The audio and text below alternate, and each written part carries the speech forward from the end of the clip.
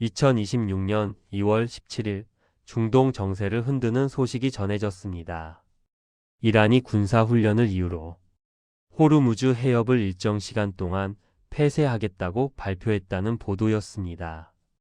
이 소식은 AFP통신과 AP통신이 이란 국영 TV를 인용해 전했습니다. 호르무즈 해협은 페르시아만과 오만해를 연결하는 길목으로 세계 에너지 수송의 가장 중요한 병목 지점 가운데 하나입니다.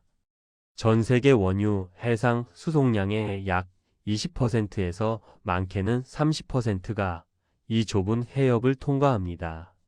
사우디아라비아, 쿠웨이트, 이라크, 아랍에미리트, 카타르에서 생산된 석유와 천연가스가 이 해협을 지나 유럽과 아시아로 향합니다. 이란이 이 해협을 일시 폐쇄한다고 말하는 순간 단순한 군사훈련 발표가 아니라 세계 경제 전체에 신호를 보내는 행위가 됩니다. 이란은 이번 조치가 군사훈련에 따른 안전 통제일 뿐이라고 설명했습니다. 하지만 국제사회는 이 발표를 단순한 훈련 공지로만 받아들이지 않습니다. 왜냐하면 지금은 이란과 미국이 핵 문제를 두고 민감한 협상을 진행 중인 시점이기 때문입니다. 현재 이란과 미국은 스위스 제네바에서 핵 프로그램을 둘러싼 협상을 이어가고 있습니다.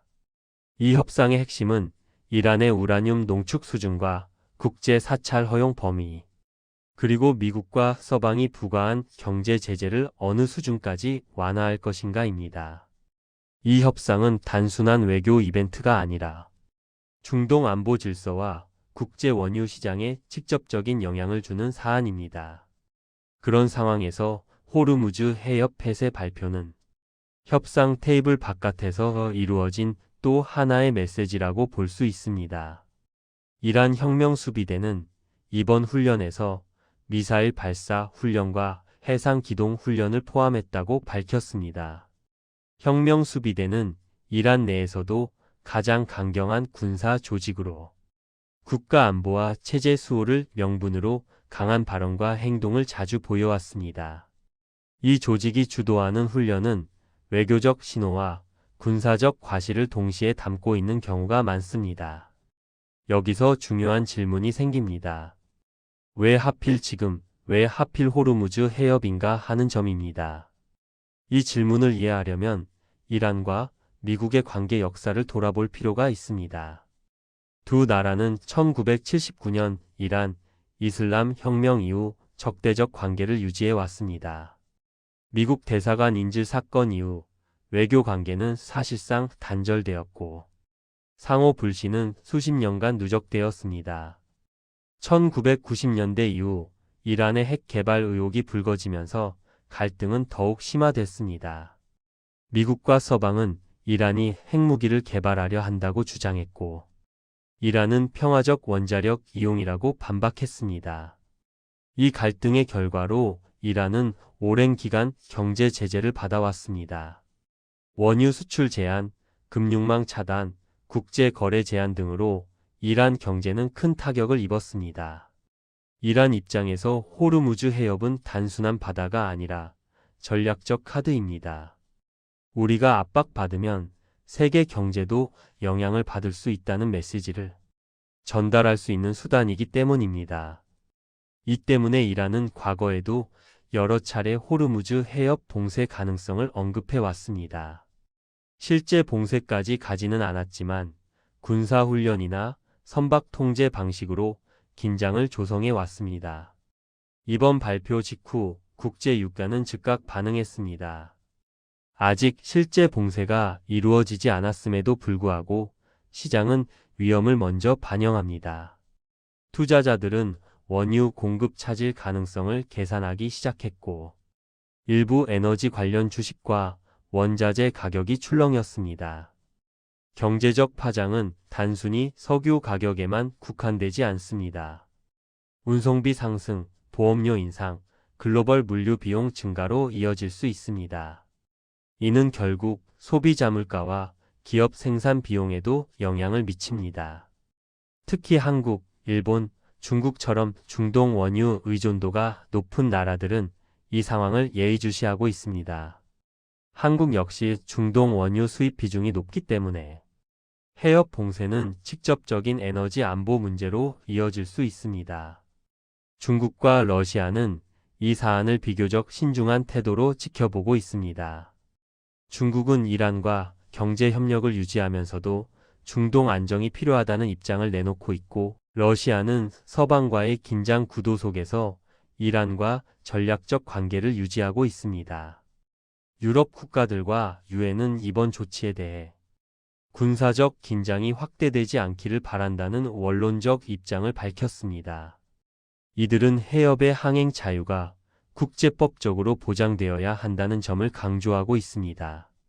미국은 공식적으로 상황을 주시하고 있다는 신중한 반응을 보였지만, 군사적으로는 해군과 항공 전력을 통해 해상 안전을 확보할 준비 태세를 유지하고 있습니다. 이제 중요한 것은 이 사건이 앞으로 어떤 방향으로 이어질 것인가입니다.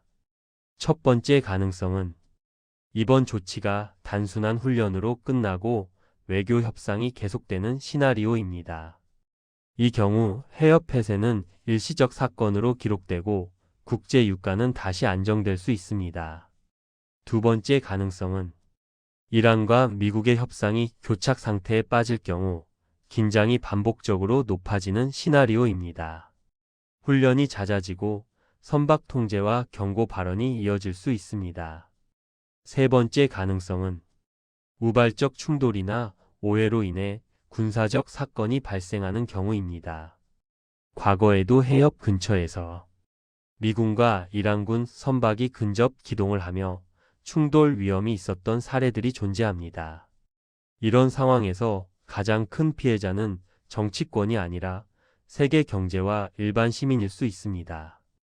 에너지 가격 상승, 물가 불안, 금융시장 변동성은 모두 우리 일상과 연결됩니다.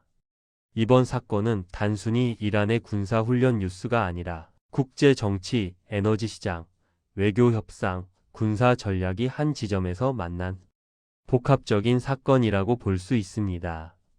이란은 자신의 영향력을 과시하면서 협상력을 높이려는 전략을 취하고 있고, 미국과 서방은 긴장을 관리하면서도 압박을 유지하려는 입장을 유지하고 있습니다.